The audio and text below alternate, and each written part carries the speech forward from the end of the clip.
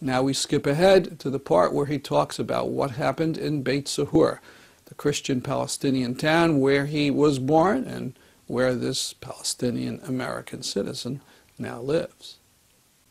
My own hometown of Beit Sahur engaged in nonviolent resistance going back to 1919, and we are very proud of our history of nonviolent civil resistance in Beit Sahur, including the tax revolt of 1988 and 89, where the Palestinians of Beit Sahur refused to pay taxes to the Israeli military. The Israeli military came, surrounded the town with tanks and armored personnel carriers, and proceeded to pillage the town. And then took all these products, TVs, VCRs, cars, furniture, etc., and sold them at auction in the Ben Gurion airport near Tel Aviv, getting a few $1 million for them, and they're probably worth 10 times more than the $6 million they gathered from this. But this was pivotal for us also in the whole of Palestine, because during the tax revolt is when my village people, I wasn't there, I was in Memphis at the time, but during this tax revolt, Palestinians of Beit Sahur, of my village, called on internationals and also on Israelis to come join us. And when I showed you the picture of the Israeli guy and also internationals who were joined us in demonstrations, etc., that all started in Beit Sahur in 1988 and 89. Before that, there was no calling on internationals and Israelis to join Palestinians. And it accelerated in Beit Sahur in the 1990s. And then in 2000, actually, this event in Beit Sahur, which is a demonstration on December 28, 2000, right after Christmas, where Palestinians invited internationals and Israelis to come join us and march on that area called Ush-Ghrab, which is that brown area I showed you earlier that would complete the ring of settlements around Jerusalem, around Bethlehem. This event was so empowering because 300 people literally marched into the military base in Beit Sahur. And you can see in the picture on the right, actually, a young guy raised the Palestinian flag on top of the Israeli military watchtower. This was such an empowering event for the local people that they went back and met. So Ush-Ghrab for us is a very symbolically important area of the town. So we continue to try and do activities there like tree planting, which we did 3 weeks ago on the right side, or nature walks and so on, or demonstrations and vigils. Like this one just covered February 21. We had a demonstration, was covered on Sunday. It was covered in the Monday newspaper of Al-Quds. At this event, which I can show you if you're interested, about a 4-minute or 3.5-minute actually video to show you what happened during this event. It was almost unbelievable. Our plan was to take Palestinians, children, women, elderly, everybody who wants to join us, not even call it a demonstration. Only one showed up, a Lutheran pastor, and he led us in prayer.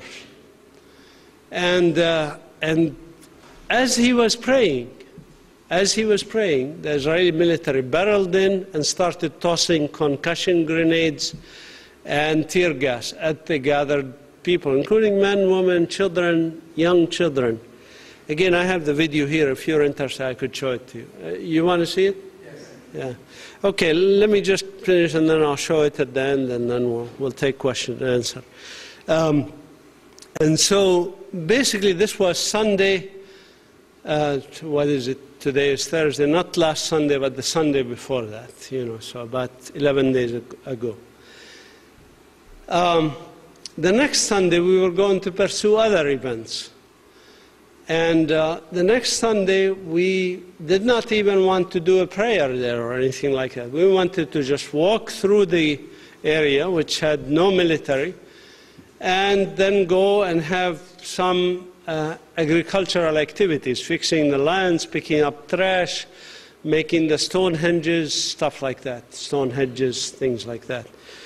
Dr. Mustafa Barghouti came to join us, and he said, I would like to see the top of the hill. Now, who am I to say to Dr. Mustafa Barghouti, we don't want you to see the top of the hill? I said, let me just take a look. I went up a little bit and I looked and there was no military. I said, let's go. So we went to the top of the hill. There was no military at all.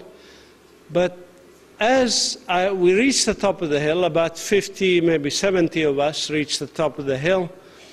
And I started to explain to Dr. Mustafa Barghouti and the people around the history of the place. And I couldn't finish even the first sentence as the Israeli military jeeps came barreling up the hill from the other direction and immediately also disembarked and gave us 1 minute and then started tossing those concussion grenades and tear gas at us.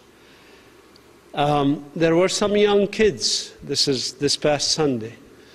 There were some young kids, and 2 or 3 of those young kids were so angered by the Israeli reaction that they started to pick up stones to throw at the Israeli soldiers.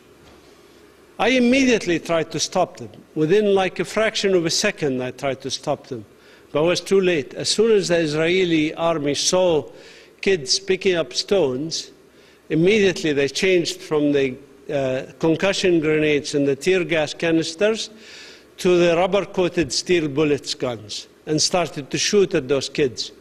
In one incident, I actually stood between a kid that was throwing the stone and the Israeli soldier who was shooting the rubber-coated steel bullet.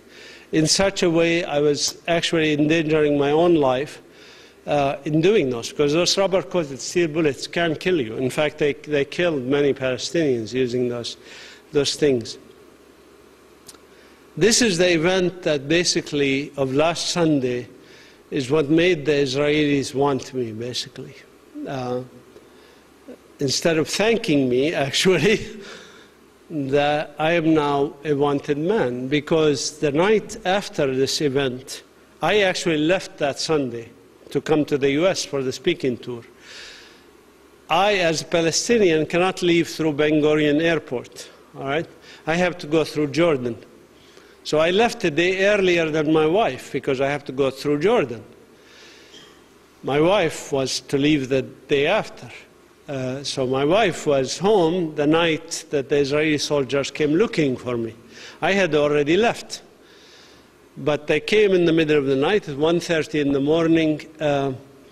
Our neighbors told us that basically they saw the Israeli soldiers spread throughout the neighborhood. One neighbor actually, she told my mother that what happened is she woke up to a noise of some people in the backyard of her house, and she thought they were thieves. So she woke up her son and said, there are thieves in the back of the house. He opened the window, looked outside, and saw that actually Israeli soldiers were stepping through all his garden, ruining his plants and stuff with their boots and stuff like that. So he closed the window, told her, we can't do anything, these are Israeli soldiers. It took them a while to spread through the neighborhood and cover all the entrances and exits of the neighborhoods, cover my house from all directions, basically, in case I would escape, so to speak. And then they proceeded to ring the bell. Polite, ring a bell. And then, my wife was out packing, but my sister and my mother were asleep. They woke up the house, and we want this guy, Mazen Qumsiyeh. Well, he's not here. He left to the US. How could he leave to the US? We saw him in the demonstration on Sunday. Cannot have left to the US already. Well, sorry, he left the same day. And it was planned months ago. It was not like I planned to leave the day after the demonstration. I had my tickets booked months ago to go through Jordan and stuff like that. Well, this is not acceptable. We want him in here. And they pulled out a paper from their pocket, sort of like a warrant that says I am to appear at the military court, military office in Bethlehem on Monday.